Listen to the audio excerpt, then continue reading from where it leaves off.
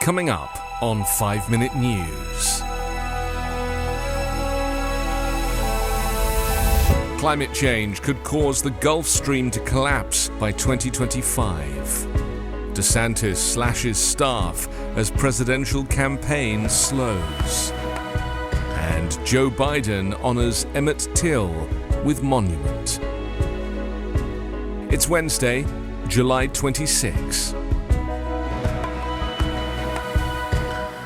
I'm Anthony Davis.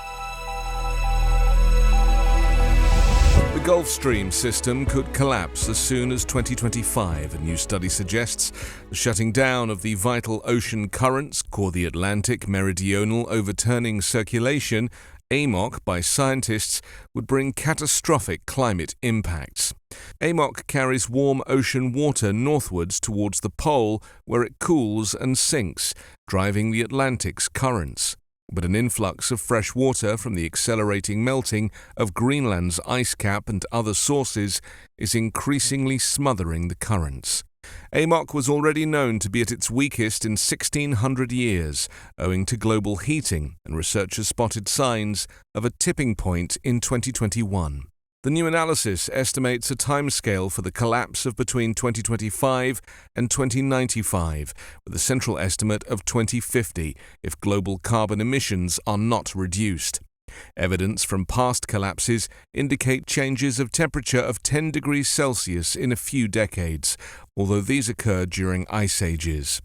Other scientists said the assumptions about how a tipping point would play out and uncertainties in the underlying data are too large for a reliable estimate of the timing of the tipping point, but all said the prospect of an AMOC collapse was extremely concerning and should spur rapid cuts in carbon emissions.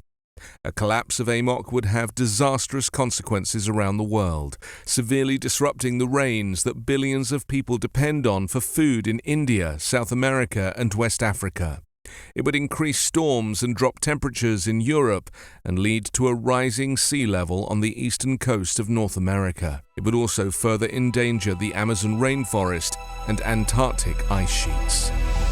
On a day when he emerged uninjured from an actual car crash in Tennessee, Governor Ron DeSantis was reported to have made his most drastic attempt yet to turn around a presidential campaign seen as in danger of coming off the road itself, announcing a deep slashing of staff numbers. Advisors to the Florida governor confirmed that more than a third of campaign staff were being cut, a total of 38 jobs shared across an array of departments.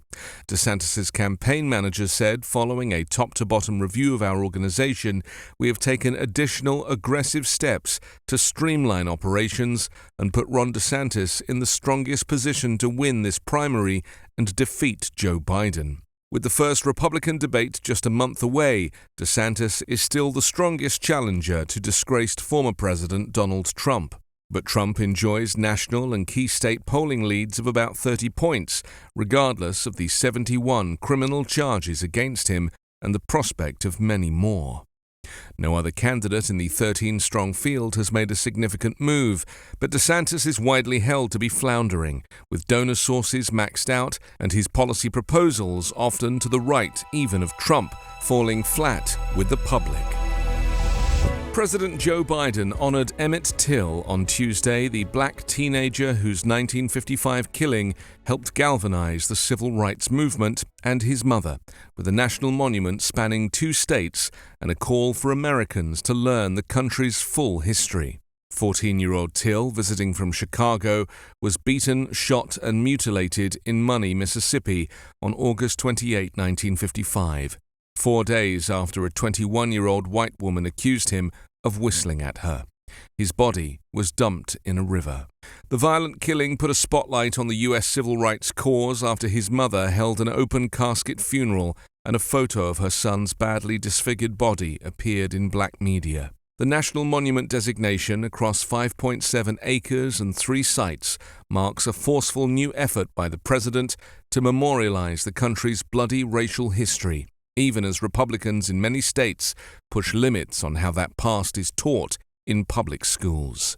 Darkness and denialism can hide much, but they erase nothing, Biden told guests in the ornate marble-edged Indian treaty room next to the White House before signing the proclamation. A Republican field in the 2024 presidential election, led by former President Donald Trump, has made conservative views on race and other contentious issues of history a part of their platform, including banning books and fighting efforts to teach schoolchildren accounts of the country's past that they regard as ideologically inflected or unpatriotic.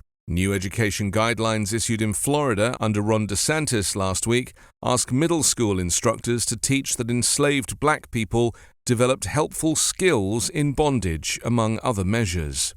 Today, there are those in our nation who prefer to erase or even rewrite the ugly parts of our past, those who attempt to teach that enslaved people benefited from slavery, Vice President Kamala Harris said at the event. Tuesday marks the 82nd anniversary of Till's birth in 1941. One of the monument sites is his funeral location, Robert's Temple Church of God in Christ, in Chicago. 5 Minute News is an Evergreen podcast covering politics, inequality, health and climate, delivering independent, unbiased and essential world news daily.